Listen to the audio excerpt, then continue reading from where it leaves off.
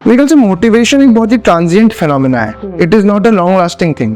आज आप कोई वीडियो देखते हैं या किसी चीज के बारे में पढ़ते हैं तो आप शायद मोटिवेट हो जाएंगे उस चीज को करने के लिए, लेकिन मेरे ख्याल से ज्यादा इंपॉर्टेंट है discipline in your life and consistency. तो जब इनिशियल मोटिवेशन आया कि मुझे सिविल सर्विसेज देना है तो उसने मेरे को एक विजन दे दिया, लेकिन पाथ अभी भी मोटिवेशन नहीं दिया, वो पाथ मेरे को खुद चार्ट आउट करना था। तो उस मोटिवेशन को आपको उस डिसिप्लिन में कन्वर्ट करना पड़ेगा और उस डिसिप्लिन में लाने के लिए आपको एक पूरा रूटीन बनाना पड़ेगा। आपको अपने अंदर एक वो जज्बा रखना पड़ेगा कि भाई आपको कंसिस्टेंट रहना है इस एग्जामिनेशन के लिए। तो फिर मैंने इनिशियली सोचा एग्जामिनेशन के बारे में, लेकिन फिर मैंने एकदम सोचना बंद कर दिया। फर्स्ट अटेम्प्ट में मेरा ये था कि मैं सिविल सर्विसेज क्रैक कर लूंगा तो मैं ये कर लूंगा या वो कर लूंगा। थर्ड अटेम्प्ट जब मैंने दिया, जब मेरा प्रीलिम्स नहीं हुआ सेकंड टाइम, तो मैंने सोच लिया था कि after life of civil services क्या होगी वो मैं कभी नहीं सोचूंगा, मैं सिर्फ इस प्रोसेस में जीऊंगा of prelims, mains and interview. तो मैंने सिर्फ उस प्रोसेस पे ध्यान दिया and I think that help me to remove the anxieties which I had, और जो मेरे अंदर ही इनसिक्योरिटीज थी। तो आई ऑलवेज टेल पीपल, अगर कोई भी पूछे तो focus on your process and the results will automatically follow.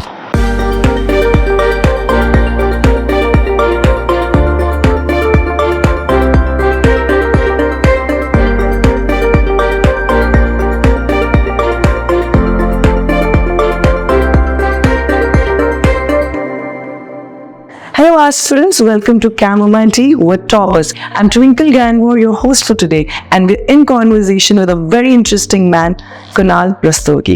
Hi Kunal. Hi. A very warm welcome Kunal. Thank you very much. सबसे पहले जानना चाहते हैं हम आपके बारे में, आपके बैकग्राउंड के बारे में, आप कहाँ से आते हैं, कहाँ से ये इंस्पिरेशन आई आपको, everything about you. So मेरा नाम कुणाल है। I got AIR 15 in UPSC Civil Services 2023 examination. मेरा एक्चुअली होम टाउन तो लखनऊ है, लेकिन क्योंकि मेरे पापा एक all India service, Indian police service में है, so I have been brought up across all of India. So मेरा जन्म लखनऊ उत्तर प्रदेश में हुआ, फिर मेरी प्राइमरी स्कूलिंग अगरतला त्रिपुरा में हुई, जहाँ तक मैंने क्लास 10 तक किया था। Then I did my class 11th and 12th from city Montessori school Lucknow, after which मैं बिट्स प्लानी गया अपनी इंजीनियरिंग कंप्लीट करने के लिए, वेयर आई ग्रेजुएटेड इन 2021। उस तब से मैं अपने ड्रीम को रियलिटी में कन्वर्ट करने का ट्राई कर रहा हूँ, and it took me 3 attempts to finally get this rank. It took you 3 attempts. Yes, ma'am. So sir, her attempt के लिए आपके पास मोटिवेशन कैसे आई कि पहला अटेम्प्ट आपने कहाँ तक क्रॉस किया, पहले ये जानना चाहिए। I was fortunate, मैं पहले अटेम्प्ट तक इंटरव्यू तक गया, along with my college, but along with your college जब आप पढ़ाई कर रहे थे, उसके साथ how did you manage? So ma'am 2020 में COVID-19 आ गया था, and it was a lockdown, हमारा कॉलेजेस भी बंद हो गए थे। तो फिर मैं अपने करियर ऑप्शंस ढूंढने लगा, जब मार्केट में भी काफ़ी स्लम्प आ गया था, और सिविल सर्विसेज का एक ड्रीम तो मेरे पास हमेशा से था। सो देन आई थॉट कि अभी टाइम भी अच्छा है और घर पे भी हैं, तो why not give a civil services attempt. And fortunately उस साल जो प्रीलिम्स है वो डिले हो गया, so it used to happen in May but it delayed to October. So I think I got the chance, और मैंने 4-5 महीने पढ़े, and fortunately I was able to clear prelims as well as the mains examination. And then you got stuck at the interview stage, I got stuck, I was not able to. Interview का experience क्या था, अगर आप share करना चाहेंगे तो? मेरे ख्याल से उस समय मैं शायद इतना मैच्योर नहीं था कि to get into the services. I didn't think I deserved it as much, because मेरे कैरेक्टर में भी कुछ ऐसी फ्लॉज थे जो मुझे लगा विद टाइम इंप्रूव होंगे, and I try to inculcate that. और उस इंटरव्यू के बाद भी और ज़्यादा डिजास्टर स्पेस तब आया जब मैं अपना सेकेंड प्रीलिम्स भी क्वालिफाई नहीं कर पाया। इन प्रीलिम पहला आपने 2 स्टेप्स आगे, दूसरा फर्स्ट स्टेप भी नहीं, तो वो तो बहुत डिमोटिवेटिंग। और क्या था कि मंडे को रिजल्ट आया 30th of May 2022, और prelims was to happen on 4th of June. That was a Sunday on that very week. So एक हफ्ते संडे तक मैं सोच रहा था कि अब शायद कोई ऑल इंडिया सर्विस मिलेगी, और नेक्स्ट संडे जब मैं प्रीलिम्स देके आया तब तो लगा क्या रहे, तो प्रीलिम्स भी नहीं क्वालिफाई हो रहा अब तो। And the most disasters thing was कि मैं CSAT में फेल हो गया उस साल, नॉट इन GS। जब marksheet I, so I got 104 in GS, but I got 65 numbers in CSAT, so I failed by 1 mark. Oh my God. तो वो एक वीक मेरे 1 mark, सो वो एक वीक मेरे लाइफ में one of the darkest days था, कि एक के बाद एक फेलियर्स आते गए, लेकिन फिर फैमिली ने हेल्प किया, और मैंने अपना मोटिवेशन और करेज दोबारा किया। मैंने सोचा मैं इंजीनियर हूँ तो CSAT तो क्वालिफाई कर ही सकता हूँ, शायद इस बार मेरा डे नहीं था। So then I practised and fortunately I was able to. और वो मोटिवेशन अंदर से आई कैसे? फैमिली तो of course was always there with you, but वो आपने अपने आप को वापस खड़ा कैसे किया? मतलब क्या आपने रूटीन फॉलो किया? कैसे अपने आप को मनाया वापस करने के लिए? काफ़ी मुश्किल था, मैं झूठ नहीं बोलूँगा। आफ्टर प्रीलिम्स तो मैंने सोच लिया था मोस्ट प्रॉब्ली कि मैं अभी अटेम्प्ट्स और नहीं देने वाला हूँ, because I was so distraught with the whole process. But then मेरे कुछ अच्छे फ्रेंड्स थे, उन्होंने मेरे को मोटिवेट किया कि नहीं तुम्हारा इंटरव्यू एक बार निकल गया है, CSAT में हो सकता है तुम्हारा डे नहीं था, so you could definitely achieve what you aimed for. And then मैंने भी एक पोएम पढ़ी थी, इनविक्टस करके एक पोएम है, से I am the captain of my ship, जो नेल्सन मंडेला ने बोली थी आफ्टर 27 years in jail। तो फिर मुझे लगा कि मैं भी अपना कैप्टन हो सकता हूँ अपने शिप का, and I need to muster that courage, because courage in dark times only आपको पुश फॉरवर्ड करे। Absolutely absolutely. सो ये तो आपने मल्टीपल अटेम्प्ट्स दिए और अपने आप को मोटिवेट किया, तो आप हमारे व्यूअर्स को क्या बताना चाहेंगे कि कैसे करना चाहिए अपने आप को मोटिवेट? मेरे ख्याल से मोटिवेशन एक बहुत ही ट्रांजिएंट फिनोमेना है, it is not a long lasting thing. आज आप कोई वीडियो देखते हैं या किसी चीज के बारे में पढ़ते हैं तो आप शायद मोटिवेट हो जाएंगे उस चीज को करने के लिए, लेकिन मेरे ख्याल से ज्यादा इंपॉर्टेंट है discipline in your life and consistency.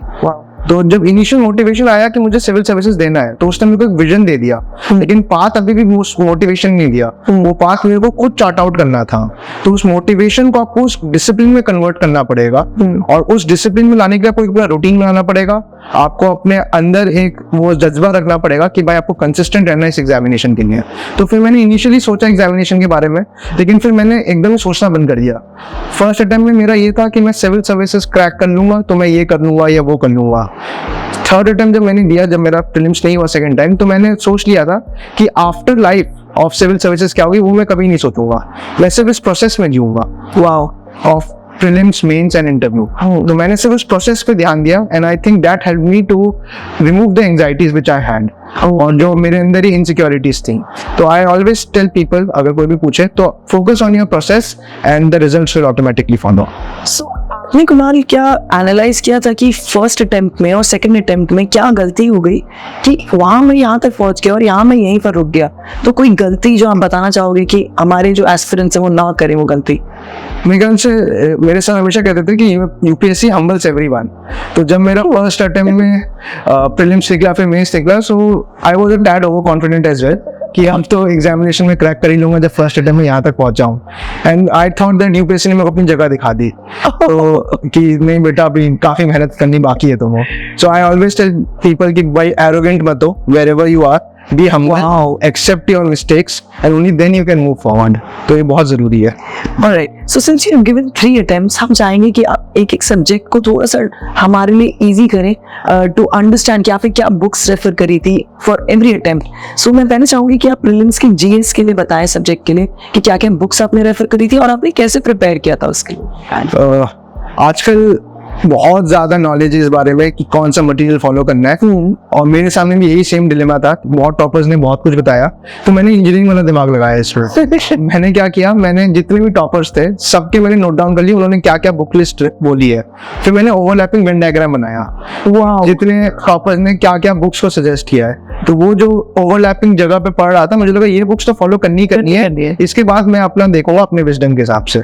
तो उस बेसिस पे जो मेरा चार्ट बना, उसमें जो बेसिक बुक्स सब लोग रेफर करते हैं वो तो आए, जैसे एम लक्ष्मीकांत हो गया पॉलिटी के लिए, स्पेक्ट्रम हो गया आपका हिस्ट्री के लिए, PMFIS या फिर शंकर IS हो गया एनवायरनमेंट के लिए। लेकिन उसके आगे भी मेरे को काफी कुछ मिल गया इसी ओवरलैपिंग मेथड से। जैसे कि हिस्ट्री में तमिलनाडु बोर्ड की हिस्ट्री बुक्स होती है क्लास 11-12 में, मैंने वो फॉलो किया। मैंने न्यू NCERT की जगह ओल्ड NCERT फॉलो किए एंशिएंट हिस्ट्रीज के लिए। फिर मैंने जो योजना वगैरह मैगजीन्स हैं, वो लोग ज्यादा नहीं बोलते, लेकिन मैंने उसको बहुत रिलीजियसली फॉलो किया। और एक चीज तो मैंने पूरे प्रिपरेशन में रखी, दैट इज न्यूज़पेपर्स। मार्केट में बहुत सारे करंट अफेयर मैगजीन्स हैं, लेकिन मुझे लगता है उससे सिर्फ आप कंटेंट गेन करते हैं, नॉलेज या विजडम गेन नहीं करते हैं। जब तक आप न्यूज़पेपर को रेगुलरली नहीं पढ़ेंगे तो आप जो नॉलेज आ रहा है उसको इंटरनलाइज नहीं कर पाएंगे। और प्रीलिम्स इंक्रीजिंगली नॉलेज का गेम नहीं रहा है, विजडम का गेम हो गया है। और what I mean by wisdom is कि आपको एक पास एक कोई नॉलेज है, आपको उसको अप्लाई करना आना चाहिए, rather than आपको सिर्फ नॉलेज का वो है। इस बार भी जब हमने UPSC का देखा तो UPSC ने एलिमिनेशन टेक्निक को एलिमिनेट कर दिया। अब जो बहुत लोग नॉलेज के बेसिस पे गए थे, उन्होंने तो वही सब चीजें गलती बहुत लोगों ने किया, लेकिन अगर आपके पास विजडम होता तो आपको पता होता कि यूपीएससी का क्या माइंडसेट है इन फ्रेमिंग द क्वेश्चंस, और उस बेसिस पे आप ज्यादा अच्छे से और एजुकेटेड गेसेस ले सकते थे उन कुछ क्वेश्चंस में जो आपको फिनिश लाइन के ओवर करते हैं। सो जेएस को आपने इस तरीके से प्रिपेयर किया। हाँ। देन नेक्स्ट आता है सीसैट, उसको आपने कैसे प्रिपेयर किया? सीसैट तो मेरा आज नेमेसिस रहा है। फर्स्ट अटेम्प्ट में भी मेरे आई थिंक 80 नंबर थे और सेकंड में तो आपको जैसे बताया 65 ही था। सो थर्ड अटेम्प्ट में मैंने सोचा था कि भाई सीसैट तो अब करना ही पड़ेगा, चाहे मैं इंजीनियर क्यों ना हो, लेकिन मुझे बेसिक्स में वापस जाना पड़ेगा। तो मैंने इस बार क्या किया कि मैंने अपनी क्लास 11-12 की कुछ जो मैं जेई के टाइम परम्यूटेशन एंड कॉम्बिनेशन पढ़ता था, मैंने वो पढ़ना शुरू किया दोबारा, क्योंकि टीएनसी के काफी क्वेश्चंस 2022 सीसैट में भी आए थे। इसके अलावा मैंने एक चीज देखी कि यूपीएससी का चाहे कोई भी एग्जामिनेशन हो, प्रीवियस ईयर क्वेश्चन से बहुत ज्यादा फोकस करते हैं। ओके, तो मैंने पीवाईक्यूज जो है, और सीसैट में भी आप देखेंगे यूपीएससी कुछ पर्टिकुलर नंबर से बहुत प्यार है।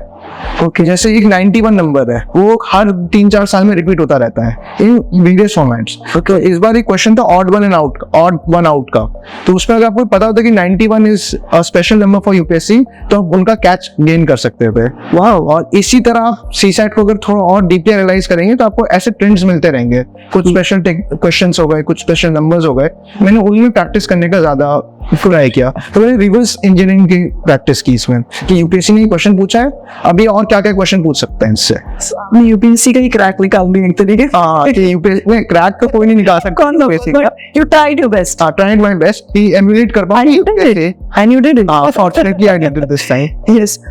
The next step is mains, right? Right. तो अपना language आता है, you had English. So how did you prepare for that, and what were the books that you looked for? Mains एक बहुत ही मेहनत टास्क है। You have 7 papers. Yes. 4 papers for GS, 1 essay and 2 your optionals. तो मैं sequentially शुरू करता हूँ। तो essay की बात करते हैं। तो फर्स्ट अटेम्प्ट में मेरा essay का बहुत ही गलत एक्सपीरियंस था। I scored only 101 marks. Okay. And जो मेजर चीज थी वो ये था कि मैं essay का इंटरप्रिटेशन गलत कराया। तो मैं आपको अगर एग्जांपल दूं तो मैंने essay चूज किया था hand that rocks the cradle rules the world. So this is basically an essay about motherhood, कि how mothers are important for nurturing the qualities essential for upbringing of children who can then rule the world. मैंने पूरा essay सिवाय motherhood के लिख दिया कि I did not understand it. So I think that backfired for me and I only got 101 marks. तो उसका मैंने सोचा अब तो इसमें भी कुछ करना पड़ेगा। तो फिर मैंने शुरू किया essay का देखना। तो फिर मैंने ये देखा कि प्रैक्टिस मेरी बहुत कम थी लास्ट टाइम, और दूसरा ये था कि मैं ऐसे अपने स्कूल डेज में तो लिखता था, लेकिन यूपीएससी की स्पेसिफिक डिमांड है, तो उसके लिए मैंने क्या किया, मैंने टॉपर्स के आंसर कॉपीज को बहुत ज्यादा रेफर किया। तो जैसे अनुदीप दुरीशेट्टी सर है, उनके ऐसे की एक बुक भी है, प्लस उनके कुछ एसेज हैं जो मॉडल लिखे हुए। लास्ट है गौतम विवेकानंदी सर भी थे, उनका एसे में 149 है which was one of the highest. तो मैंने उनकी कॉपीज को बहुत ज्यादा रेफर किया। इसके अलावा एक बिट्स पिलानी की सीनियर है दिव्या शक्ति मैम, उनकी भी मैंने जो एसेज उन्होंने लिखे थोड़े बहुत, मैंने उनको क्रॉस एनालाइज करने की कोशिश की। और अपना लोअर और अपर एंड देखने में विक्रम ग्रेवाल सर एक हैं, तो उनकी भी मैंने एसेज देखे कि उनका क्या राइटिंग स्टाइल है, लेकिन मुझे समझ में आ गया था कि मैं उनका राइटिंग स्टाइल कॉपी नहीं कर सकता because he was way ahead of me. तो मैंने सोचा मैं क्या कर सकता हूँ, मैं अपने स्ट्रेंथ पे काम करूँ। तो फिर मैंने बहुत सारे एसेज लिखे। मैंने इस बार करीब आई थिंक 25 to 30 एसेज लिखे हुए हैं between prelims and mains. Wow. तो I wanted to make sure that I leave no stone unturned, कि कम से कम ऐसे में तो यार नंबर ना कम आए। फिर GS 1, 2, 3 मेरा अच्छा रहा है। लास्ट टाइम भी मैंने जब दिया था तो I scored pretty well. I scored in GS around 418 marks in my first attempt.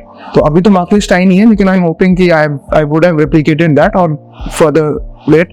तो जनरल स्टडीज 1 में अगर बेसिक इसका देखा जाए तो it's divided into 3 or 4 subjects mainly. एक ज्योग्राफी होता है, एक सोसाइटी होती है, एक हिस्ट्री होता है, और कुछ सब पार्ट्स इनमें ही एक्सपैंड हो जाते हैं। तो हिस्ट्री के लिए मैंने क्या किया, जो प्रीलिम्स का सिलेबस है उसको हमने दोबारा पढ़ा। अगर आपका हिस्ट्री का प्रीलिम्स का सिलेबस हो जाएगा तो आप मेंस की भी आंसर राइटिंग कर लेंगे उसमें 1-2 एक्स्ट्रा सब्जेक्ट्स होते हैं, जैसे वर्ल्ड हिस्ट्री है जो आपका प्री में नहीं होता, तो उसको आपको अलग से पढ़ना पड़ेगा। तो उसके लिए विजन IAS का मैंने मटेरियल फॉलो किया था वर्ल्ड हिस्ट्री के लिए, और फिर मैंने इसके आंसर राइटिंग की बहुत प्रैक्टिस की। ज्योग्राफी के लिए मैंने PMFIS को फॉलो किया, GC लॉन्ग करके एक बुक आती है वो किया, और सबसे इंपॉर्टेंट मेरे ख्याल से NCERTs हैं, तो वो आपको बहुत ज्यादा पढ़ना है। और एक चीज मुझे लगता है जो लोग आजकल नहीं करते हैं वो ये है कि वो लोग सिर्फ बुक्स तक ही अपने आप को रिस्ट्रिक्ट कर लेते हैं, लेकिन मेरी एक हॉबी रही है डॉक्यूमेंट्रीज देखना। वाह, तो मैंने बहुत डॉक्यूमेंट्रीज बचपन से देखी है with regards to environment and geography के जो फीचर्स हैं, तो उससे भी मेरे को बहुत ज्यादा हेल्प मिली अपने आंसर्स को क्रिएटिव करने में। जैसे मेरे को अभी भी याद है, इस साल भी एक क्वेश्चन आया था फ्यूड्स के ऊपर, तो लोग बोलते आउट ऑफ सिलेबस है। अब आप मानेंगे नहीं, फ्यूड्स का क्वेश्चन मुझे एक वीडियो गेम से समझ में आया। तो असैसिन्स क्रीड करके गेम आता है, वो वेलाला, तो वो बेसिकली स्वीडन का बाइकिंग्स के ऊपर है, तो उसमें बहुत सारे फ्यूड्स होते हैं। तो वहां से मैंने कनेक्ट किया फिर इसको, and that's how I got the answer। तो वही बोल रहा हूँ, यूपीएससी में कौन सी नॉलेज कहाँ यूज हो जाए, you never know. So try to inculcate from wherever you can, और उसमें डॉक्यूमेंट्रीज और जो जनरल चीजें आपके चारों तरफ है वो उसको पढ़ने में बहुत फायदा होता है। तीसरा सोसाइटी के क्वेश्चंस होते हैं, एंड सोसाइटी के क्वेश्चंस आई थिंक उसको भी दो पार्ट्स में डिवाइड कर लेते हैं, एक है अंडरस्टैंडिंग का पार्ट, एक है कंटेंट का पार्ट। कंटेंट के पार्ट के लिए आपके पास बहुत मटेरियल है मार्केट में, that is not an issue. जो अंडरस्टैंडिंग का पार्ट है उसको आप मोस्ट प्रोबेबली न्यूज़पेपर से इंकलकेट कर सकते हैं। ओके, जब आप एक न्यूज को के जो प्रोग्रेस है उसको आप ट्रैक करेंगे तो आपके पास एक बेटर अंडरस्टैंडिंग होगी, और उस बेटर अंडरस्टैंडिंग के बेसिस पे आप पॉइंट्स को ना सिर्फ जनरेट कर पाएंगे लेकिन with a better amount of market. और इन तीनों के बाद भी एक बहुत ही बड़ा सोर्स है वो है PYQs, और जनरली हर साल PYQs रिपीट होते हैं। Okay. तो मैंने तो कुछ फिक्स टेम्पलेट बना लिए थे कि ये क्वेश्चन आएगा तो मैं ये इंट्रोडक्शन करूंगा, ये आएगा तो मैं ये करूंगा। जैसे कि कास्ट सिस्टम के ऊपर करीब हर साल एक क्वेश्चन आता है GS1 में, इस साल भी आया था एंड 2021 में भी आया था मोस्ट प्रॉब्ली, जहां तक मुझे याद है। तो मैंने कास्ट का एक फिक्स्ड टेम्पलेट बना थे इंट्रो और कंक्लूजन का। जैसे कंक्लूजन में मैंने पहले से बोल के रखा था, डॉक्टर BR अम्बेडकर जी का कोट है कि अगर हमें कास्ट सिस्टम को हटाना है तो हम प्रबुद्ध भारत से बहिष्कृत भारत से प्रबुद्ध भारत बना पाएंगे। दैट इज प्रबुद्ध means enlightened India. Oh nice. तो मैंने एक कंक्लूजन ऑलरेडी प्रिपेयर करके रखा था पहले से, तो मैंने अब जब इस साल क्वेश्चन आया तो I was directly able to apply it. तो ऐसे ही आपको थीम सुनने पड़ेंगे जो रिपीट होते हैं, और you can replicate it in the real examination as well. GS2 मेरा पॉलिटिकल साइंस ऑप्शनल है, तो जनरल स्टडीज में तो मुझे कोई ज्यादा मुश्किल हुई नहीं। फर्स्ट अटेम्प्ट में मेरे 120 नंबर आए थे, which was one of the highest. 120 to such at highest as far as I know. So I scored very well. This time भी I'm hoping good marks. Higher than your own highest. हाँ, तो GS2 का तो ये कि जो मेरा optional है पेपर 2, पेपर 1 पार्ट B और पेपर 2 पार्ट A और पार्ट B, वो पूरा ओवरलैप करता है। तो मैंने कभी GS2 अलग से पढ़ा ही नहीं जिंदगी में, मैं सिर्फ अपने ऑप्शनल का ही पढ़ के जाता था और वो उससे ऑटोमेटिकली मेरा GS2 कंप्लीट हो जाता था। वाओ, तो मैंने इस पे थोड़ा स्मार्ट गेम खेला। हाँ, GS2 में एक दो सब्जेक्ट्स हैं जो एक्स्ट्रा हैं, जैसे गवर्नेंस के सब्जेक्ट्स हैं, उसके मैंने स्पेसिफिकली एक दो M कार्तिकेयन की बुक आती है उससे मैंने काफी रेफर किया था। एंड अपार्ट फ्रॉम दैट जो नोट्स फ्रीली मार्केट में अवेलेबल है वो मैं जनरली रेफर करता था।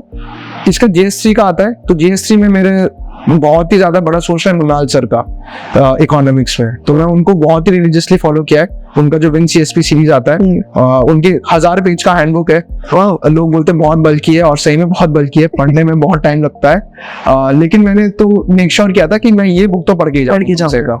अगर मैंने ये पढ़ लिया तो मेरी इकोनॉमी मोस्ट प्रॉब्ली खत्म हो जाएगी।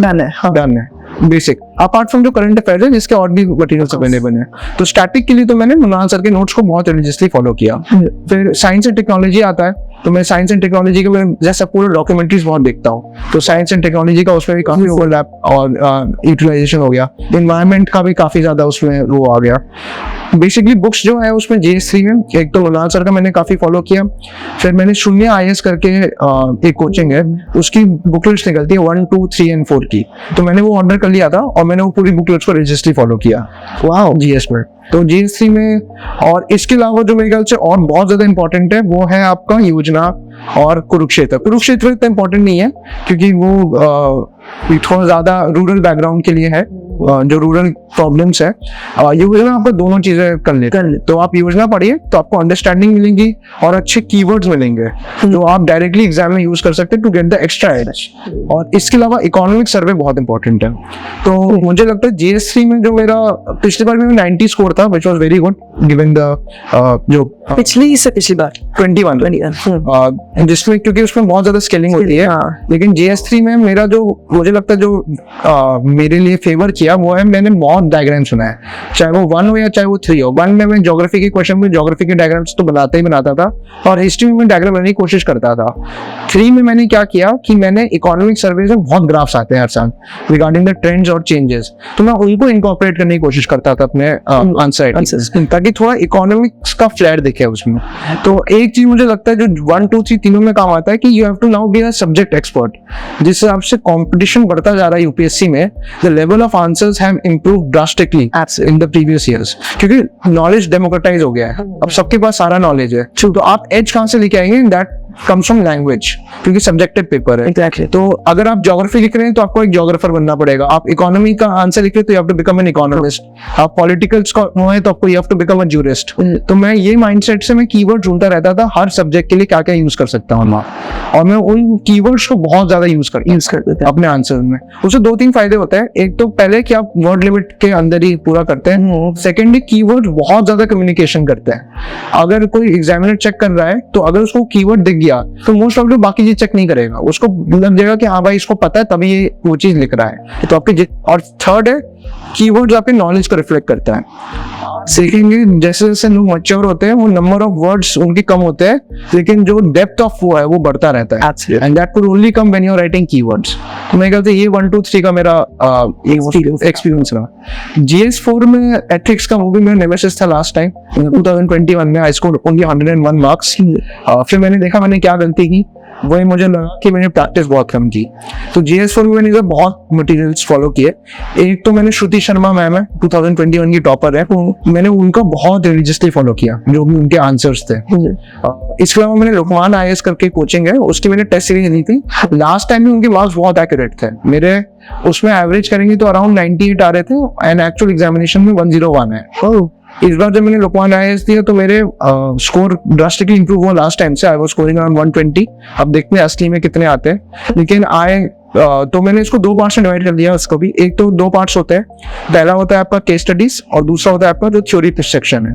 Case studies are for 120 marks, sorry yes 120, and the section है दैट इज ऑफ 130 मार्क्स।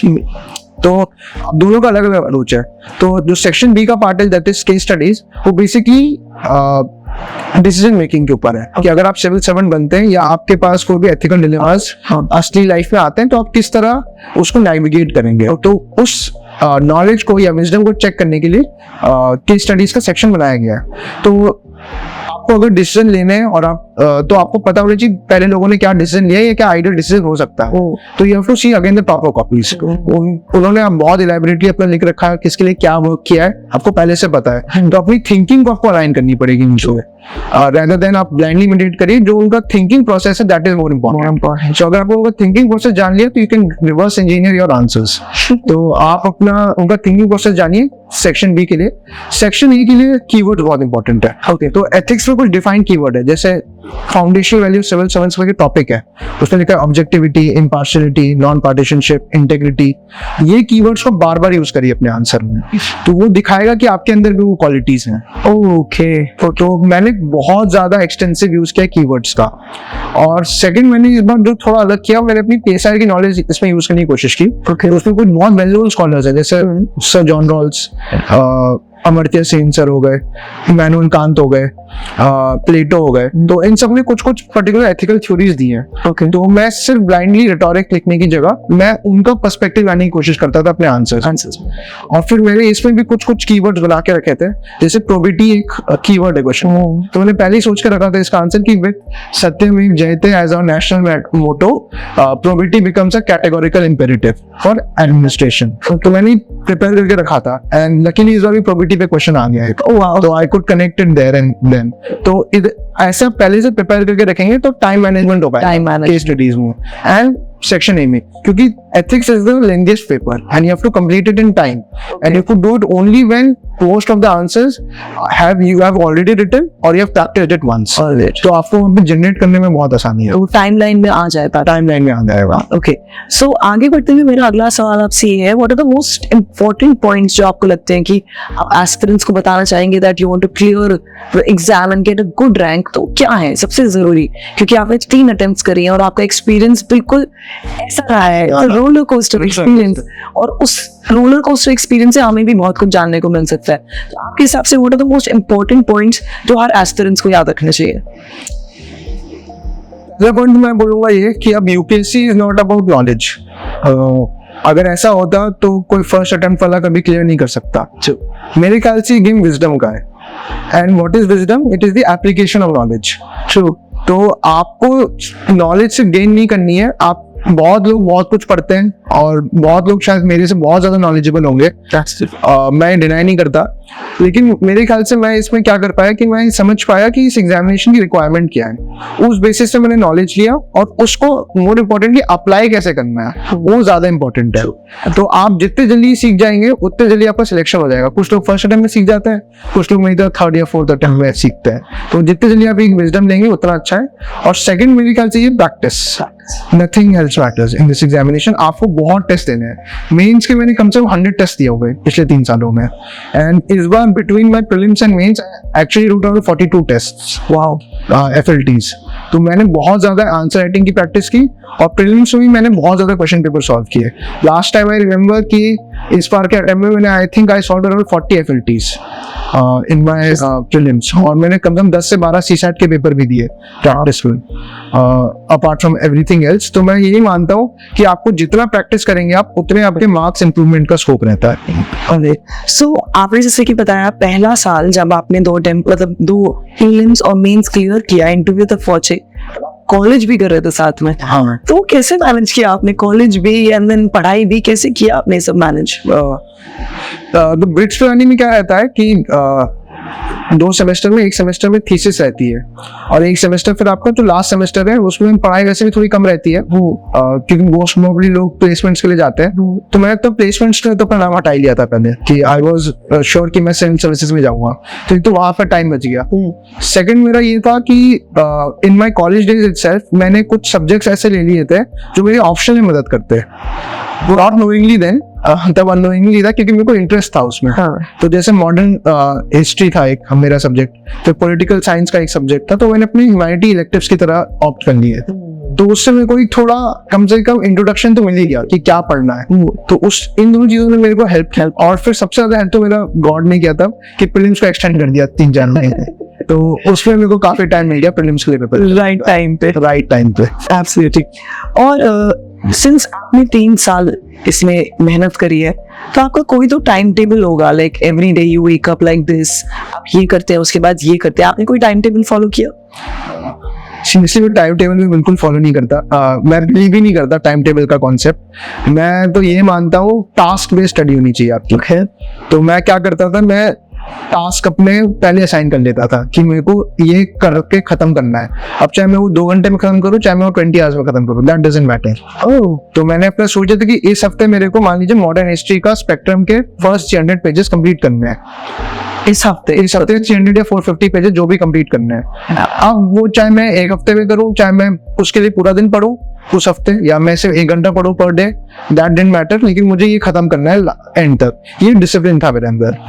और जब आप ऐसे टास्क कंप्लीट करते हैं तो डिसिप्लिन और टाइम टेबल ऑटोमेटिकली आ जाता है. ओके सर, आपके अंदर टेंशन रहती है कि मैंने कोई खत्म करना है, तो मैं अपना फिर टाइम टेबल उस हिसाब से मैं बना लेता हूँ. क्योंकि मुझे तो लगता है कि हम टाइम टेबल को बहुत रिजिडली फॉलो करेंगे तो आप एकदम रोबोट की तरह बन जाएंगे. बिल्कुल. और हर इंसान की जो पढ़ने का क्वालिटी है वो डिपेंड करता है depending on the day of the week, और भी बहुत सारे एक्सटर्नल फैक्टर्स रहते हैं. एब्सोल्युटली. अगर आप सब कुछ को माइक्रो मैनेज करने लगेंगे तो मेरे ख्याल से आप बोल तो देंगे कि मैं 10 घंटे पढ़ा, लेकिन शायद क्वालिटी आउटपुट आपका 1 घंटे ही आ जाता है उस दिन. ट्रू. तो आप ये कर सकते थे कि उस दिन थोड़ा 2 घंटे ब्रेक ले लेते अगर आपको पढ़ने का मन नहीं कर रहा है. हाँ, तो परहैप्स नेक्स्ट डे आपका वो क्वालिटी आउटपुट टाइम और बढ़ जाता. तो मेरे ख्याल से ये टास्क बेस्ड स्टडी ज्यादा इंपॉर्टेंट है कि आप अपने टास्क सेट करिए और वो किसी भी हालत में कंप्लीट करने, उसमें आपको डिसिप्लिन है कि you can not miss your task. जो टाइमलाइन अपने उसकी। Absolutely. In fact, जैसे आपने बताया आप डॉक्यूमेंट्रीज देखते थे तो 2 घंटे you can just enjoy something because I think visual memory is a better memory, right? बिल्कुल बिल्कुल। That really helps. ठीक। So जैसे कि आपने बोला आप वीकली टारगेट्स रखते थे, sort of per day target. हमेशा अचीव करते थे? नहीं कभी। तो मैंने भी उसका एक पॉजिटिव पनिशमेंट सिंड्रोम है कि आप अगर कंप्लीट कर लो तो आपको कुछ अच्छा दो और नहीं करो तो कुछ अच्छा आपने को इसी तरह पनिश करो। तो मैंने इसी बेस अपना वो किया था कि अगर मैं टास्क कंप्लीट करता हूँ तो शायद मैं चीट डे ले सकता हूँ एक खाने के मामले में। I would sometime treat my self with a pizza, मैंने किया। और अगर मैं नहीं कर पाऊँ टास्क कंप्लीट तो मैं उसी तरह से अपने को पनिशमेंट भी देता था। लेकिन हाँ इन सब में मैं बहुत डिसिप्लिन था कि एक बार मैंने डिसाइड कर लिया कुछ तो करना ही करना है, फिर उसमें कोई ऑप्शन नहीं है। और आपके हिसाब से what are the important topics and important questions जो कि आपको लगता है ऑलमोस्ट हर साल आते हैं, जैसे कि आपने मेंशन भी किया था अभी, पर ऑलमोस्ट हर साल आपने देखा है, पैटर्न्स देखे हैं, तो जो आप बोलोगे हाँ ये सब्जेक्ट और ये टॉपिक पक्का पढ़ना? मेरे ख्याल से इसको भी पेपर वाइज वो करना बेटर रहेगा। जैसे जनरल स्टडीज 1 है तो उसमें लैंडफॉर्म्स एक टॉपिक है जो हर साल किसी न किसी फॉर्मेट पे आता है। जैसे 2022 में स्टेट्स पूछा था, 23 में फ्योर्ड्स पूछा, तो आपको लैंडफॉर्म्स पता होने चाहिए थोड़े बहुत बेसिक। इसके अलावा सोसाइटी में जैसे कास्ट बेस्ड क्वेश्चंस है या रिलीजन का फैक्ट है, वो बहुत इंपॉर्टेंट है। वुमेन एम्पावरमेंट है, वो हर साल करीब करीब आता है। हिस्ट्री में अब बड़ा मुश्किल हो गया प्रेडिक्ट करना क्योंकि अब हर साल कुछ डिफरेंट आने लगा है। जैसे लास्ट ईयर कुछ सिंबल्स के इंपॉर्टेंस पूछे थे, इस साल लैंडफॉर्म, इस साल तो अब उन्होंने क्या कर दिया इंटरडिसिप्लिनरी स्टडी शुरू कर दी है। तो एक क्वेश्चन इस साल मुझे याद आया था कि how did geography impact history और एंशिएंट इंडिया। तो अब ये थोड़ा वेरिएबल तो हो गया है तो it's more difficult to predict, लेकिन आप क्वेश्चन से ज्यादा थीम प्रेडिक्ट कर सकते हैं कि ये थीम पे तो पूछेंगे। जैसे GS2 में या GS3 में हम देखें, टेक्नोलॉजी बहुत बड़ा फैक्टर हमारी लाइफ में आजकल होने लगा, स्पेसिफिकली चैट GPT वगैरह। तो इस साल AI पे क्वेश्चन आया था, आर्टिफिशियल इंटेलिजेंस पे। टेक्नोलॉजी को आप कैसे एग्रीकल्चर में इन्फ्यूज कर सकते हैं ताकि हम जो हमारा टारगेट है एग्रीकल्चर सेक्टर को लेके वो हम सक्सेसफुली अचीव कर पाए। तो इसमें टॉपिक्स हम लोग पेपर वाइज देखते हैं। GS1 में जैसे हिस्ट्री की तो मैं बोलूँगा कि टॉपिक्स अब प्रेडिक्ट करना बहुत ज़्यादा मुश्किल हो गया है क्योंकि इस साल उन्होंने इंटरडिसिप्लिनरी कर दिया है कि उन्होंने हिस्टोरी ज्योग्राफी की, जैसे इस बार क्वेश्चन आया था कि how did geography impact the ancient history, तो अब बड़ा मुश्किल हो गया है। तो हिस्ट्री में लेकिन तब भी ये है कि एंशिएंट हिस्ट्री में जो महाजनपद पीरियड्स है वो जनरली उससे क्वेश्चन आता रहता है। सिम्बॉलिक जो कल्चर के क्वेश्चन है, आर्ट एंड कल्चर स्पेसिफिकली, कैसे कुछ एनिमल मोटिव्स या कुछ जो हमारे वहाँ पे रिलीजन था उसने कैसे हमारे टेम्पल आर्किटेक्चर वगैरह को इन्फ्लुएंस किया है, तो वो आपको अंडरस्टैंडिंग एक होनी चाहिए कौन से टाइप के टेम्पल आर्किटेक्चर है, क्योंकि भले ही अगर डायरेक्ट क्वेश्चन ना आए लेकिन उसकी नॉलेज आप जरूर यूज कर सकते हैं उस पर्टिकुलर क्वेश्चन में। इसके अलावा ज्योग्राफी में लैंडफॉर्म्स के क्वेश्चन हर साल आते हैं। जैसे पिछले साल इस साल ही फ्योर्ड्स पर क्वेश्चन आया था, उसके लास्ट ईयर स्टेट्स पे क्वेश्चन आया था। तो हर साल यूपीएससी का एक पैटर्न रहा है कि लैंडफॉर्म से कोई ना कोई क्वेश्चन पूछती रहती है। इसके अलावा सोसाइटी कुछ क्वेश्चन जो हैं जैसे वुमेन एम्पावरमेंट हो गया, कास्ट सिस्टम हो गया, रिलीजन हो गया, ये सारे कुछ इंपॉर्टेंट एरियाज हैं जो यूपीएससी हर साल या ऑल्टरनेटिव साल टच जरूर करेगी। GS2 में जो जनरल ट्रेंड ये रहा है कि जो पॉलिटी के क्वेश्चन वो 3 पार्ट्स में डिवाइड करते हैं। एक तो जुडिशरी के ऊपर क्वेश्चन आते हैं, दूसरा आपका एग्जीक्यूटिव पे क्वेश्चन आते हैं, तीसरा पार्लियामेंट पे क्वेश्चन आते हैं। जैसे कॉन्स्टिट्यूशन में दिया वैसे ही वो करते हैं। तो जो जुडिशरी में 1-2 क्वेश्चन आ जाएंगे, एग्जीक्यूटिव में या तो प्रेसिडेंट की फंक्शनिंग पूछ लेंगे या गवर्नर की फंक्शनिंग पूछ लेंगे, पार्लियामेंट में या तो वो स्टेट का पूछ लेते हैं एक साल, तो दूसरे साल वो यूनियन का पूछ लेते हैं, तो वो ऑल्टरनेट रहता है उनका। इसके अलावा गवर्नेंस के जो क्वेश्चन है उसमें जनरली रहता है कि टेक्नोलॉजी कैसे इन्फ्यूज हो रही है, ई गवर्नेंस और इन सब चीजों के मॉडल जो हमारे। फिर आपका इंटरनेशनल रिलेशंस के क्वेश्चन है वो तो करंट रहते हैं जनरली, जो चीजें जनरली रिसेंटली हुई हैं। जैसे लास्ट ईयर I2U2 पे आया था, इस साल SCO का समिट इंडिया ने होल्ड किया था लास्ट ईयर, तो उस पर क्वेश्चन आया था। GST थोड़ा डायनेमिक ज्यादा हो जाता है क्योंकि उसको प्रेडिक्ट करना बहुत ज्यादा मुश्किल है। जैसे मुझे याद है 2021 में उन्होंने LED पे क्वेश्चंस पूछ लिए थे और LED का लास्ट क्वेश्चन 2014 में आया था जब नोबेल प्राइज मिला था, तो उन्होंने इतना देर बाद वो क्वेश्चन पूछा। तो लेकिन तब भी साइंस एंड टेक के क्वेश्चंस को आप हटा दें, उसमें भी जो सबसे रिसेंट है वो तो आ ही जाता है। जो सेकंड क्वेश्चन होता है 15 मार्कर में, जो 4 क्वेश्चन पे होते हैं, तो 15 मार्कर के जो 2 क्वेश्चन हैं, एक बहुत रिसेंट का फिनोमेना और एक बहुत एंशिएंट का फिनोमेना जनरली होता है। जैसे लास्ट 2 साल में जो रिसेंट फिनोमेना पिछले साल चंद्रयान था तो उसका ने पूछा, 2022 में रिसेंट फिनोमेना GSWT था जो जेम्स वेब टेलीस्कोप है, तो उसका पूछ लिया। तो एक दो आप वो पढ़ के जाइए, और सेकंड जो है वो थोड़ा मुश्किल है प्रेडिक्ट करना। इसके अलावा जो इकोनॉमी की क्वेश्चन है वो बड़े ही कॉम्प्रिहेंसिव और इन डेप्थ होते हैं, तो उसमें हम जनरली जो इकोनॉमिक सर्वे ने जिन जिन जगहों पे टच किया है, आप उन एरियाज को तो एक बार स्पेसिफिकली प्रिपेयर करके जाए, क्योंकि यूपीएससी का पैटर्न है कि वो उस पर जरूर पूछता है, क्योंकि वो बहुत ही ज्यादा ग्लेयरिंग प्रॉब्लम्स हैं या ग्लेयरिंग सॉल्यूशंस है हमारी प्रेजेंट इकोनॉमी के लिए।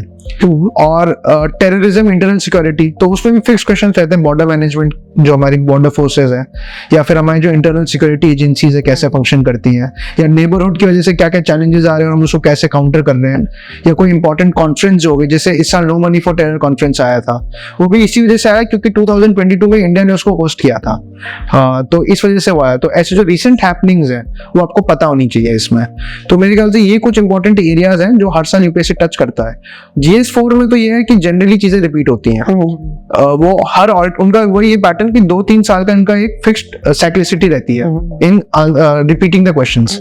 जैसे प्रोबेबिलिटी वगैरह का क्वेश्चन जो होता है वो शायद 20 इमोशनल इंटेलिजेंस का क्वेश्चन जैसे था वो 21 में पूछा था, अब 23 में पूछा है उन्होंने इससे। और जो केस स्टडीज है वो भले ही हर साल डिफरेंट आती हैं, लेकिन जो एथिकल वैल्यूज को क्वेश्चन करना चाहते हैं आपके कि क्या आपके अंदर वो है या नहीं है, वो हर साल सेम रहती है।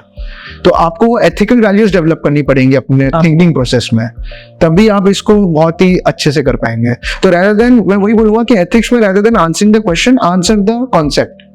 तो अगर आपने वो सीख लिया कि भाई कौन कौन से एथिकल वैल्यूज आपको एक ब्यूरोक्रेट होने के बाद चाहिए होंगे, तो आप डेफिनेटली वो आंसर ज्यादा इजीली कर पाएंगे। तभी बोलो नॉलेज मत गेन करिए, विजडम गेन करिए। सो अभी तक आपने बाकी सब्जेक्ट्स के बारे में बताया, we want to know optional subjects आपने किस तरीके से चूज किए, उसकी स्ट्रैटेजी क्या थी और उसके लिए क्या क्या बुक्स को रेफर किया आपने। तो ये जब ऑप्शन सब्जेक्ट बहुत इंपॉर्टेंट पार्ट होता है, it forms 500 marks out of the totals. तो जब मैं इसको सिलेक्ट कर रहा था तो मेरे पास 2-3 कंस्ट्रेंट्स थे which played a very important part. First one was time and second one was syllabus coverage. So I only had 2 to 3 months before my first prelims in 2021 because I was in college. तो उस basis पे मैंने decision लिया। तो मेरे पास 3-4 subjects थे जो I had in mind। एक तो PSIR था, एक एंथ्रो था, and the third one was sociology. But depending upon कि कितना ओवरलैप था GS सब्जेक्ट्स के साथ, तो मुझे लगा कि PSIR उसमें मेरे को एज देता है। सेकंड मेरा ये था कि जो मैंने कॉलेज में आपको बताया मैंने कुछ ह्यूमैनिटी इलेक्टिव्स लिए थे and that was specifically catered for PSIR when I found out, और मेरे को इंटरेस्ट भी बहुत ज्यादा था उसमें। मुझे लगा कि मैं ऐसा चीज है जो मैं कंटिन्यूसली 2-3 साल के लिए पढ़ सकता हूँ विदाउट एनी सेकंड क्वेश्चनिंग या सेकंड गेसिंग। और जो तीसरा सबसे बड़ा वो था, और वो ये था कि मैंने पास्ट एंड देखे थे कि टॉपर जनरली क्या चूज करते हैं, तो उसमें PSIR बार बार फ्रीक्वेंटली जंप कर रहा था। तो based upon these 3 factors I decided to take PSIR as well. तो पेपर 1 में it is more about Western political thought, Indian political thought, and then the various meanings of various key terms like justice क्या होता है, liberty, equality, and so on and so forth. And then there is section B to paper 1, which is about Indian government and politics. Paper 2 is about international relations, the theories that go into it, and its practical application in the actual world. तो इन 2 parts में paper बटा रहता है। Okay, और इसके लिए आपने क्या क्या बुक्स रेफर करी है? और PSIR के लिए मैंने काफी कुछ, मैंने सबसे ज्यादा रिसोर्सेज मैंने PSIR के लिए अडॉप्ट किए, बिकॉज एक तो जो सब लोग करते शुभा रंजन मैम के नोट्स हैं, that was very pivotal in my preparation. दूसरा मैंने अपना जो फाउंडेशन कोर्स से PSIR का किया because I was in civil engineering and this was completely different, so I thought I had to get a coaching for this. तो मैंने Piyush Choubey sir के क्लासेस ज्वाइन किए थे एंड देयर मैंने अपना फाउंडेशन किया। इस बार अटेम्प्ट में मैंने कुछ और वैल्यू एडिशन का ट्राई किया। तो जैसे पेपर 1 है उसमें मैंने OP गौबा सर की बुक आती है, मैंने उसको बहुत रिलीजियसली फॉलो किया।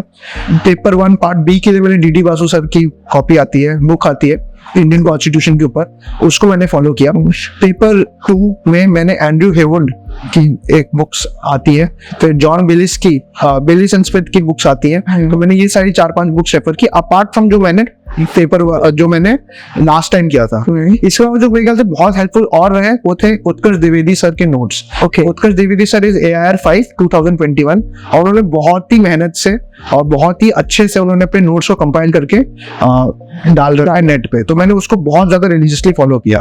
और इसके अलावा भी मैंने टॉपर कॉपीज पे भी बहुत रिलाई किया। ओके। तो टॉपर कॉपीज भले ही वो उत्कर्ष द्विवेदी सर हो या नवनीत मन मैम हो, इनके मैंने बहुत ज्यादा चीजें देखी हैं। रिया डाबी मैम हो, उनकी भी मैंने बहुत ज्यादा चीजें फॉलो की।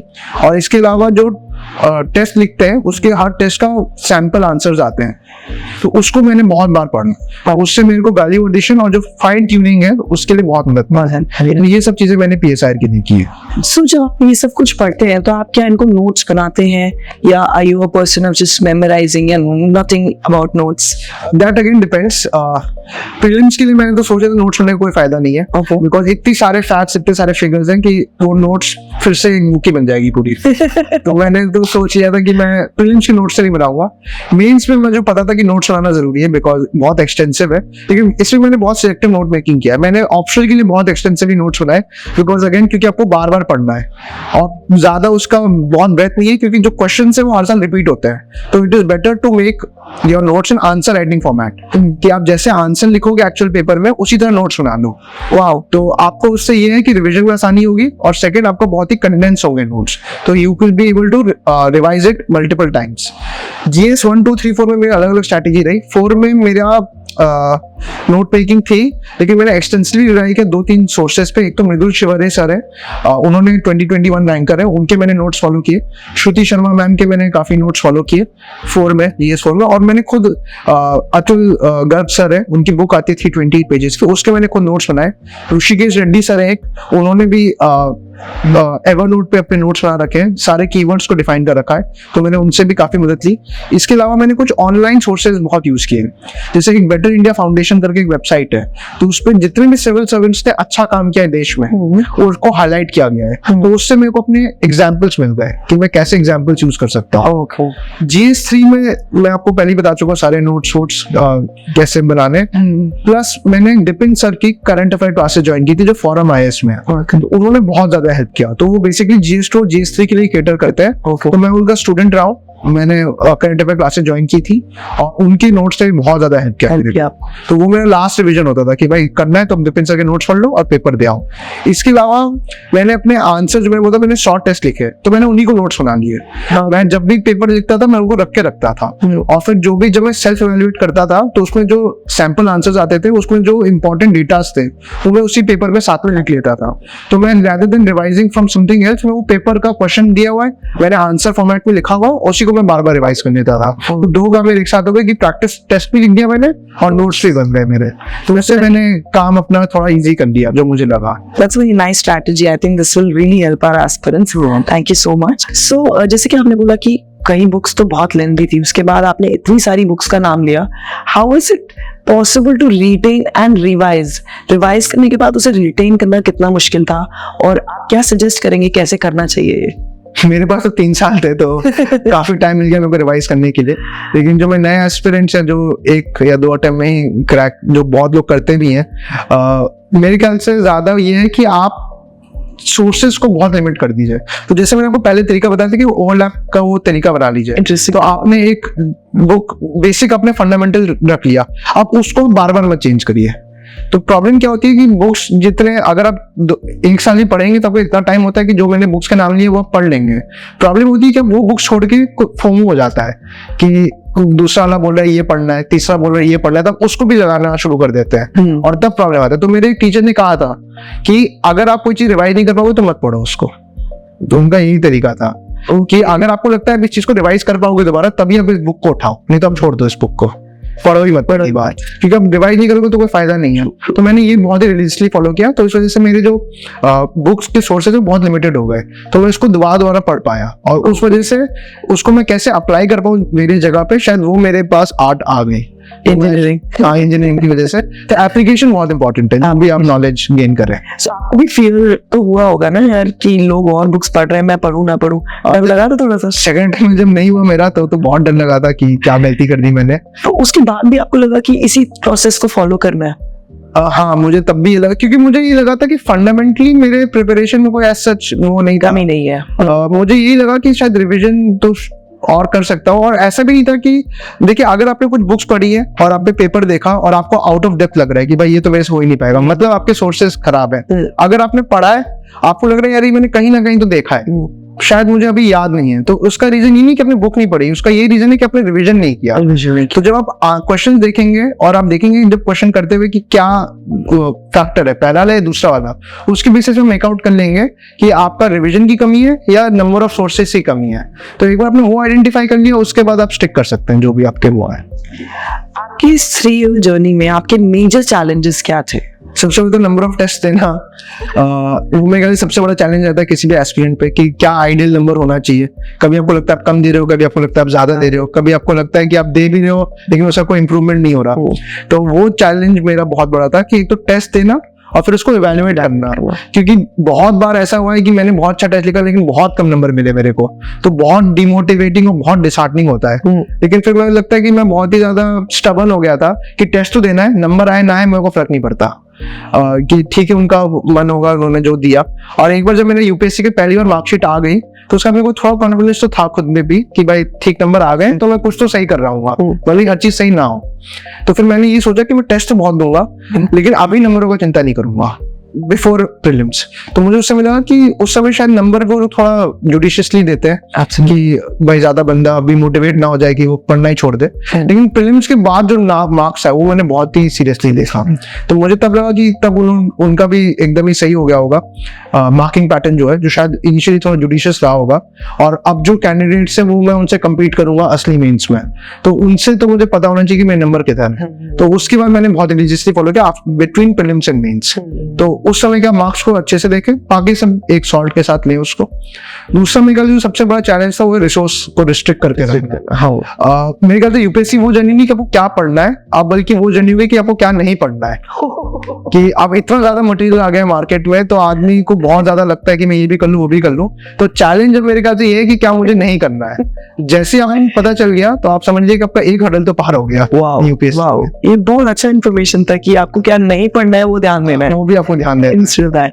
सो आप अपनी पूरी प्रेपरेशन को ट्रैक कैसे करते थे कि हाउ डिड यू नो कि हाँ मैं सही जा रहा हूँ, और अगर नहीं जाते तो आप आपको वापस कैसे लाते थे? वही टेस्ट और टास्क। पहला टास्क था कि भाई मेरी स्पीड ठीक है कि नहीं है, तो वो मैं अपनी स्पीड को जज करने के लिए करता था। फिर क्वालिटी को जज करने के लिए मैं टेस्ट यूज करता था कि मैं बहुत टेस्ट दे रहा था जैसे मैंने आपको बताया, और उन टेस्ट में जो मार्क्स आते थे क्या, अब मैं मार्क्स में आपको एब्सोल्यूट मार्क्स की बात नहीं कर रहा हूँ, मैं यहाँ रिलेटिव की बात कर रहा हूँ कि आज अगर मेरे को किसी टेस्ट में इतने मिले तो कल क्या मेरे को उससे ज्यादा मिले या उससे कम मिले, जो कमेंट्स उन्होंने दिए हैं क्या वो उससे बेटर है क्या या उससे कम है। तो इस बेसिस में मैं अपने आप को इवेल्युएट करता था अपनी जर्नी। तो ये 2 चीजें थी जो मुझे ट्रैक पे रखा पूरे टाइम। सो प्रीलिम्स के लिए जीएस सब्जेक्ट के लिए आपने क्या क्या बुक्स रेफर करी, how was your preparation, what did you do, और पूरा एक्सपीरियंस बताइए उसका। तो प्रीलिम्स अब एक बहुत ही टफ पार्ट है पूरे यूपीएससी जर्नी का। तो अप्रोक्सीमेटली 6 से 7 लाख लोग एग्जामिनेशन दे रहे हैं प्रीलिम्स का, and only 10 to 14,000 people are qualifying. This shows the magnitude of competition that this particular stage has. तो बुक से शुरू करते हैं। स्टैंडर्ड बुक्स ही मैंने फॉलो की इसमें भी, M Laxmikanth for polity, Kunal sir के notes for economy, PMFIS for environment, जो PT 365 सब फॉलो करते हैं। फॉरम की जो करंट अफेयर क्लासेस है मैंने वो फॉलो की। इसके अलावा जो PIB है, प्रेस इंफॉर्मेशन ब्यूरो, वो हर साल कुछ ना कुछ वो हर दिन जो गवर्नमेंट की फंक्शनिंग है उसके ऊपर न्यूज डालता रहता है, और मुझे लगता है कि यूपीएससी क्वेश्चन अपने डायरेक्टली वहां से उठाता है। तो इस साल भी अगर आपने क्वेश्चन देखा होगा, अनीमिया के ऊपर एक क्वेश्चन आया था। अगर आप अनीमिया PIB यूपीएससी टाइप करेंगे तो आपको वर्बैटिम वही स्टेटमेंट्स मिलेंगे इस बार के प्रीलिम्स में जो एक्चुअल में आए थे। तो उन्होंने बेसिकली वहीं से सोर्स किया इन्फॉर्मेशन। तो मैं तो PIB को बहुत रिलीजियसली फॉलो करता था कि जो भी इंपॉर्टेंट अनाउंसमेंट या कुछ हुआ है तो मैं उसको PIB से पढ़ लेता था, and that help me a lot apart from जो PT 365 एंड ऑल है। इसका स्ट्रैटेजी की बात करते हैं। प्रीलिम्स में आपको थोड़ा स्मार्टली खेलना पड़ेगा because nobody knows 100 questions, at max 40 questions आपको पता है, और आपको जनरली 60 करेक्ट करने पड़ेंगे to be on the safer margin. तो उस 20 क्वेश्चंस को ब्रिज कैसे करेंगे, वहां पे आता है एडुकेटेड गेसिंग। तो आपको क्या करना पड़ेगा कि आप जो भी क्वेश्चन आया उसको 50-50 तक तो ले जाइए, and then you can make an educated gamble there. अब उसको 50-50 करने के भी बहुत तरीके हैं। तो मैंने क्या किया, मैंने इस पर फिर से रिवर्स इंजीनियरिंग यूज की। तो मैंने यूपीएससी की पिछले 5-6 साल जो उन्होंने क्वेश्चन पूछे, मैंने उसको देखा कि उसमें कौन से ऑप्शन जनरली करेक्ट होते हैं, and I found a pattern. तो जनरली अगर 3 स्टेटमेंट्स होते हैं तो 2 स्टेटमेंट करेक्ट होते हैं, अगर 4 होते हैं तो 2 करेक्ट होते हैं, 5 होते हैं तो 3 करेक्ट होते हैं, और 6 होते हैं तो जनरली 4 करेक्ट होते हैं। तो मुझे पता था कि जनरली इसी ट्रेंड में फॉलो करना है। अब मैं आपको एग्जांपल देता हूँ इसका। 2021 में एक क्वेश्चन था, एक एनिमल दिया हुआ था और पूछा था, 3 ऑप्शंस थे और बोला गया था कि कौन से एनिमल है जो रोल करते हैं। तो उसमें आंसर 3 थे और 2 उसका ऑप्शन करेक्ट थे। 2023 में सेम क्वेश्चन आया, 3 एनिमल दिए हुए और बोला गया कि कितने नॉक्टर्नल एनिमल्स है इसमें। तो मैंने एलिमिनेट कर दिया पहले नॉलेज यूज की जो मेरे पास था, और मैं 50-50 में आ गया। अब मेरे को एक डिसीजन लेना था कौन सा लूं मैं। तो फिर मैंने 2021 का याद किया कि जब 3 स्टेटमेंट थे तो उसमें 2 करेक्ट थे, तो मोस्ट प्रॉब्ली यही सेम इंटेंशन इस बार भी यूज किया होगा। तो मैं 50-50 में कैसे मैं चूज करूं, ओनली 1 या ओनली 2 में, तो मैंने ओनली 2 ऑप्शन टिक कर दिया। तो आप कभी भी कोई भी डिसीजन ले यूपीएससी में, स्पेसिफिकली प्रीलिम्स में, that should be based upon some tangible evidence. अगर आप ये फॉलो करते हैं, एक्सेप्ट आप ब्लाइंडली तुक्का नहीं लगाते हैं, तो ये प्रोबेबिलिटी का गेम है और आप जीतेंगे जनरली। कि 5% जनरली हो सकता है 2 गलत हो जाए, लेकिन 3 आपके सही हो जाएंगे। एक तो ये था स्ट्रैटेजी में। सेकंड स्ट्रैटेजी मेरी ये थी कि यूपीएससी जब अपने क्वेश्चन से फॉर्मेट करता है तो उसके कुछ जनरल फिक्स्ड पैटर्न रहता है। जैसे हिस्ट्री में या मैच द फॉलोइंग में क्या करता है, वो 2 को स्विच कर देता है। तो अगर 4 स्टेटमेंट दिए, एक स्टेटमेंट का दूसरे के साथ दे देगा, दूसरे का पहले के साथ दे देगा, तो वो दोनों जनरली गलत हो जाते हैं और वो बाकी 2 जनरली सही हो जाते हैं। फिर तो आपको ऐसे पैटर्न्स को वहां पे निकालना पड़ेगा, और ये सब आप जब स्टडी कर रहे होंगे और एनालाइज करेंगे, then you have to apply it somewhere. वहां पे आपके फिर टेस्ट का यूटिलाइजेशन होता है कि बहुत सारे टेस्ट दीजिए और जो भी लर्निंग आपने की है उसको मॉडिफाई करके अप्लाई करने की कोशिश करिए अपने पेपर में। तो धीरे धीरे आपको एक इंट्यूशन डेवलप हो जाएगा वो 20 क्वेश्चन को ब्रिज करने का। तो वो मेरी स्ट्रैटेजी रही है और काफी अच्छे मार्क्स मेरे रहे। फर्स्ट अटेम्प्ट में मेरे शायद 90 के आसपास थे, सेकंड अटेम्प्ट में 104 थे जब कट ऑफ 88 था, एंड इस बार I am expecting 120+, and the cut off जैसे जो सोर्सेज बोल रहे हैं वो 75 से 77 है। सो आई थिंक प्रीलिम्स का मेरा काफी शॉर्ट था इस मामले में। Interesting. Moving ahead, the next subject is the language. Your language was Hindi. जो ऑप्शन तो जो 9 पेपर में 2 पेपर होते हैं वो कंपलसरी लैंग्वेज पेपर्स होते हैं। उसमें एक मेरा हिंदी था। उसको कैसे प्रिपेयर किया आपने? उसका सच कोई प्रिपरेशन होता नहीं है। अगर आप क्लास 10 तक हिंदी पढ़े हैं और मेरी मातृभाषा भी हिंदी है तो मुझे लिखना तो पता था, लेकिन बहुत लोग क्या करते हैं वो प्रैक्टिस करना इग्नोर करते हैं। Exactly. तो आपको क्या करना है कि आप काफी सारे बुक्स हैं जो उन्होंने लास्ट 5 साल के हिंदी लैंग्वेज के पेपर सॉल्व करके रखे हुए हैं, तो मैं भी उसको सॉल्व करने की कोशिश करता था। और एक चीज मैंने बड़ी की इसमें कि जो पेपर आया एज इट इज उसमें कॉम्प्रिहेंशन आता है 250 वर्ड्स का, एक आता है कृषि राइटिंग 150 वर्ड्स का। तो मैं क्या करता था, मैं उन्हीं जो कॉम्प्रिहेंशन उसको लिखता था दोबारा अपनी लैंग्वेज में। तो उससे 2 काम होता था, एक तो ये कि यूपीएससी की जो वोकैबुलरी यूज कर रही है मैं उस वोकैबुलरी पे आ जाता था, और सेकेंडली की राइटिंग प्रैक्टिस आती थी। अगर 3-4 साल बाद हिंदी लिखेंगे पहली बार वहां जाके तो मोस्ट ऑफ बहुत ही गंदी हैंड राइटिंग आएगी। तो आप अब उस जब आप प्रैक्टिस करेंगे उसको लिखने का स्पेसिफिकली यूपीएससी की उससे ही, तो आपको ज्यादा कॉन्फिडेंस मिलेगा। और तीसरा, आप पूरा पेपर खत्म करिए। मैंने बहुत लोगों को देखा है वो ऐसे करते हैं और फिर 2 घंटे बाद सो जाते हैं 3 घंटे के पेपर। अब तो क्या करें, तो मैं 3 घंटे लगा रहता था कि पूरा पेपर कंप्लीट करना है, पेपर भर के आना। तो आप वो 3 चीजें कर लीजिए तो काफी सॉर्ट होगा। फर्स्ट अटेम्प्ट में तो मेरा बड़ा फनी इंसिडेंट भी हुआ था इस वाले में। कि ऐसे थे 4, मैं ऐसे की हेडिंग लिख के आना भूल गया था मोस्ट प्रॉब्ली। अब मुझे ठीक से याद नहीं कि मैं बोला कि नहीं बोला, लेकिन जो मेरा आई क्लियर्ड इट। लेकिन मुझे लगा था भूल के आ गया। तो ये सब मिस्टेक्स बिल्कुल ना करें, ये जो ब्लंडर्स। बहुत कॉन्शियस रहिए और उस पेपर को इक्वल इंपॉर्टेंस दीजिए जैसे बाकी पेपर है, तो सीरियसली लीजिए। मेरा कहने का मतलब ये है, जब मैंने इस बार 3rd अटेम्प्ट दिया तो मैंने बहुत प्रैक्टिस की, ताकि ये सब जो ब्लंडर छोटे छोटे होते हैं जो आपके चांसेस को अफेक्ट करते हैं वो आप ना करें। तो प्रैक्टिस अगेन ये बहुत इंपॉर्टेंट है।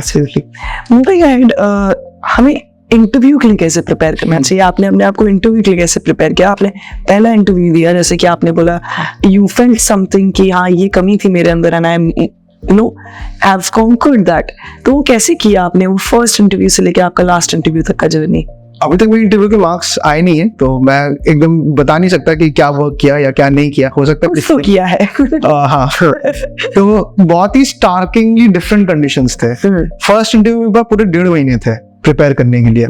तो I had very much time. मैंने बहुत मॉक्स दिए, मैंने करीब 35 मॉक्स दे दिए होंगे। मुझे मजा आता था क्योंकि मॉक्स देने में तो मैंने ओवरकिल कर दिया, और उस वजह से मेरी एक रोबोटिक पर्सनालिटी बन गई जो मैकेनिकल थी बहुत। And I think that was detrimental for the actual interview, because I lost my originality, my personality in the personality test इतने इंटरव्यूज देने के बाद।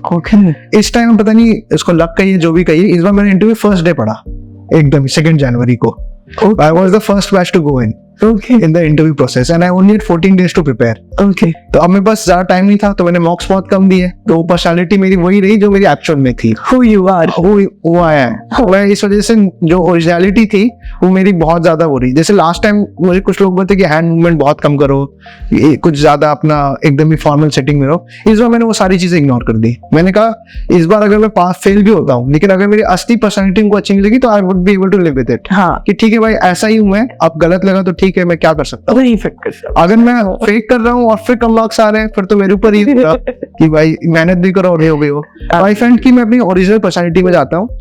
और इस बार का इंटरव्यू पिछली बार से मेरे हिसाब से तो बेटर गया। इट वेंट, जैसे last time I think it went for 24 minutes, इस टाइम 33-34 मिनट्स के इंटरव्यू चला मेरा। And it's not only 34 minutes, right. Interesting. और बहुत इस बार सिचुएशनल और एनालिटिकल क्वेश्चंस थे, जो लास्ट टाइम फैक्चुअल थे वो नहीं था। और कुछ बाउंसर्स भी आए, जैसे कि मुझे अभी भी क्वेश्चन याद है, एक मेंबर से स्वच्छ भारत अभियान के बारे में बातें चल रही थी, तो उसमें मैंने ट्विन पिट प्लेटिनम सिस्टम का 2-3 बार डिस्क्रिप्शन दिया था कि कैसे इसने इम्प्रूव किया है स्वच्छ भारत का इम्प्लीमेंटेशन को। तो फिर उन्होंने मुझसे क्वेश्चन पूछा कि तुम बार बार ट्विन पिट प्लेटिनम सिस्टम का बातें बता रहे हो, क्या तुम्हें पता है जब तुम ट्विन पिट प्लेटिनम सिस्टम में फ्लश करते हो तो उसमें कितना पानी होता है? तो आई वाज वहां पे भी शॉक्ड एकदम कि यूपीएससी का एग्जामिनेशन है कि क्या चल रहा है कि फ्लश में पानी पूछ रहे हैं। तो मैंने पहले सोचा सर, मैंने बोला आई डोंट नो सर। नहीं, मैंने बोला गेस करो, तुम समझदार इंसान हो। तो मैंने बोला कि सर, फिर मैंने एजुकेटेड गेस लिया। मैंने बोला सर को कि सर, जो नॉर्मल मेरे घर में फ्लश लगी है, क्योंकि मैं सिविल इंजीनियर हूँ, वो 5 से 6 लीटर का होता है, और गवर्नमेंट ने बोला कि बहुत ज्यादा एफिशिएंट है, तो बहुत भी हो तो 30 से 40% ज्यादा एफिशिएंट हो जाएगा ये। तो उस हिसाब से मैंने बोला सर 1.5 से 2 लीटर होगा। और लकीली वो आंसर एकदम ही स्पॉट ऑन था इस बार। तो मेंबर ने भी कहा कि स्पॉट ऑन, वेरी गुड। तो I think luck favour educated guess यहाँ भी काम। yes. तो वही बोल रहा हूँ कि आप कोई भी डिसीजन लीजिए, कोई बेसिस लेंगे तो जनरली रैशनैलिटी रहती है आपके। And what was your DAF forms experience? मतलब उसके साथ क्या क्या क्वेश्चंस पूछा गया? डैफ को मैंने इस बार जनरली बहुत चेंज नहीं किया। जो लास्ट टाइम मैंने डैफ भरा था, मैंने एग्जैक्टली करीब सेम डैफ ही भरा इस बार भी। हाँ, मैंने 1-2 चीजें चेंज लास्ट टाइम से की। मैंने लास्ट टाइम बहुत ज्यादा चीजें लिख दी थी और मैं उसकी तैयारी नहीं कर पाया था मोस्ट प्रॉब्ली। इस बार मैंने ज्यादा कोहेरेंसी अपने डैफ में लाने की कोशिश की कि अगर मेरी कोई हॉबी है तो मैच करनी चाहिए मेरे अचीवमेंट्स के साथ। अगर मैं कुछ कर रहा हूँ जिंदगी में, जैसे मैंने इस बार अपने हॉबी में लिखा था analysing Asian geopolitics, which I actually enjoy, जिसकी वजह से मैंने PSIR लिया। लेकिन लास्ट टाइम मैंने वो नहीं लिखा। तो अब अगर चेयरमैन ने पूछा कि तुम इंटरनेशनल रिलेशन, तुमने PSIR क्यों लिया, तो मैंने बोला सर मेरी तो हॉबी है एनालाइजिंग एशियन जियोपॉलिटिक्स, तो इस वजह से मुझे ये लेने में आसानी चूज करने में। तो आप एक वेल बिल्ट ओवरऑल पर्सनालिटी बनाने की कोशिश करिए, तो बनाने की जो एक्चुअली वो करिए, क्योंकि वही नेचुरल आएगा। And that is what they are looking for. The moment you start faking it with a collective experience of 150 years, they will be able to catch you in a way. Wow. तो आप natural रहिए, original रहिए, और जो आपके मन में आप वो बोलिए। ऑनेस्टी इज वेरी इंपॉर्टेंट यार। अगर आपने ये सारे ट्रिक्स देख लिए तो उनको समझ में आ जाएगा कि बंदा इंटेग्रिटी वाला है, और बंदा हमेशा सही काम करने की कोशिश करेगा, कभी झूठ नहीं बोलेगा। और वही सारी क्वालिटी मुझे लगता है एक सिविल सर्वेंट में जरूरत है। बहुत सर, बिल्कुल सही बात है। वाह, अब ये तो आपकी जर्नी थी, आपने इतनी डिफिकल्टीज देखी। अब मुझे उस दिन के बारे में जानना है जिस दिन आपको पता लगा आपका रैंक आया है। वो फीलिंग क्या थी और लोगों का क्या रिएक्शन था, आपकी फैमिली का क्या रिएक्शन था? क्योंकि सबने जर्नी सुनी, अब now everybody wants to hear अच्छा वो दिन जब आया तो कैसा महसूस हुआ, because everybody wants to feel it, whoever is watching and who wants to prepare and apply for it, वो सब जानना चाहेंगे कि वो दिन कैसा महसूस होता है। बहुत ज्यादा मुश्किल है इसको डिस्क्राइब करना वर्ड में। मेरे पापा तो अभी यहाँ है नहीं, वो इलेक्शन ऑब्जर्वर की तरह अभी वेस्ट बंगाल में गए हुए हैं, तो उससे मेरी मम्मा थी घर पे, तो मुझे अभी भी याद है कि इस बार टेलीग्राम पे बहुत ज्यादा अप्स एंड डाउन चले थे कि अभी आ रहा है रिजल्ट, अभी आ रहा है, कोई बोल रहा है 15 मिनट में आ रहा है। तो बहुत ज्यादा एक्साइटमेंट तो था और डर भी बहुत लग रहा था कि भाई रिजल्ट नाम आएगा लिस्ट में कि नहीं आएगा। फिर मैंने रिजल्ट अराउंड 1:30 के आसपास आया, मैंने खोला, जैसे ही मेरे पास खोला 2-3 फोन आ गए और मेरे एक बहुत ही क्लोज फ्रेंड का फोन आ गया। You could not even read your result. और मैं तो मुझे लगा था कि कुछ तो अच्छा होगा तभी फोन कर रहा है, लेकिन मुझे लगा कि भाई 100-150 रैंक होगी जितना मैंने एक्सपेक्ट किया था अपना in the best of days. और फिर मुझे लगा जब उसका फोन आया तो मुझे लगा शायद 100 to 150 रैंक आएगी, तो मैं जल्दी नीचे जाने की कोशिश करता हूँ। हाँ. तो मैंने लिस्ट खोला, मैं जैसे नीचे जाने की कोशिश करता, जहां मैंने अपना फिंगर पॉइंट किया था नीचे स्क्रॉल डाउन करने के लिए, उसी पॉइंट पे मेरा नाम दिख गया मेरे को। और वो रैंक 15 जब वहां पे लिख के हुई आई तो बहुत ही मैजिकल फीलिंग थी। मम्मी साथ ही में थी, तो हम लोग दोनों ही बहुत इमोशनल हो गए उस समय पे। काफी मैजिकल फीलिंग है, मैं तो यही बोलूंगा भाई। It was nice feeling. So this conversation was very interesting. Moving ahead to the rapid fire. Are you ready? Yeah. Perfect.